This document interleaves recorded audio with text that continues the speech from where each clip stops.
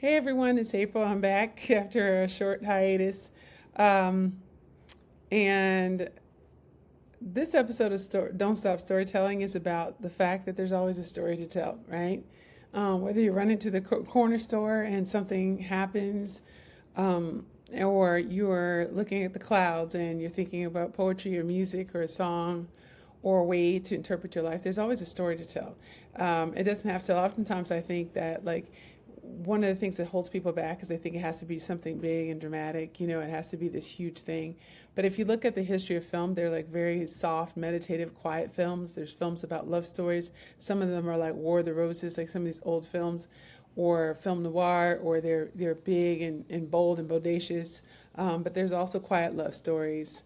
Um, and there's also moments of reflection. There's also things that you can do with just texture or thinking about things differently, um, or photographs. I was thinking about La Jetée by Chris Marker, this old Oscar-winning film from I can't remember. Don't even get me to quote the year, but there's so many ways and so many stories to tell. Stories are happening nonstop, and a relative of mine at a party was showing me a short film that they made recently that was like it's not, it doesn't come from my spirit, so it was nothing that I would have naturally thought of intrinsically, but it was interesting how they put it together, and they kind of made a little short like horror film or whatever, um, and it was good. It was, I mean, it was it was good. It was interesting, um, and it was fun, and it made me think, and it took me out of the world of the party into the story, into the world of the characters, and I was like, that's what stories are supposed to do.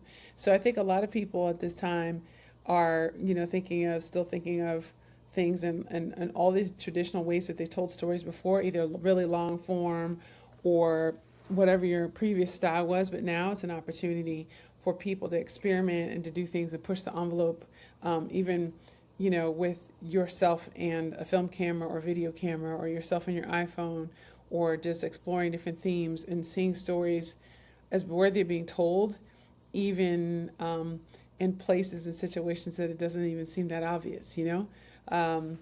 We can kind of look for the dramatic, but there's also quiet drama. There's different levels, just like music. It's like there's some pieces that are very soft and just melodic, and then, they're kind of like elevator music, and then reflective pieces, a single instrument, or a love song, or a song about grief or longing or loss. But there are always stories worth telling, and they're in us. And I believe that we carry stories in us by nature, like our memories, our moments, and all these things are a compilation of all these micro stories connected together that we call experiences.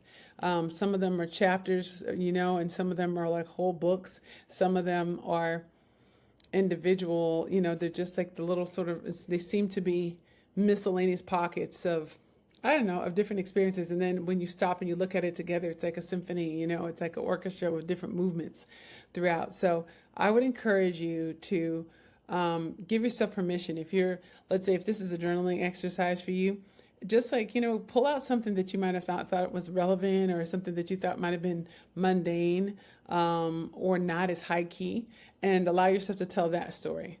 I'm doing the same. I'm challenging myself to do the same too. So, but this week I would say just look for something that seems to be ordinary, and then you can play around with it and look at how it could become extraordinary.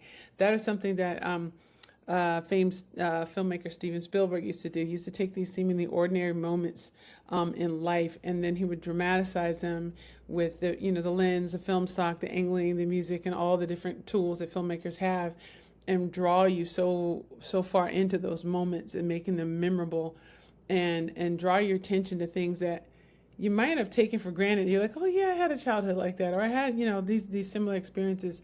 But it's also okay if it isn't. It's also okay if it's just slow moving. It's also okay if it helps you work out something for a larger scene or a chapter in something else.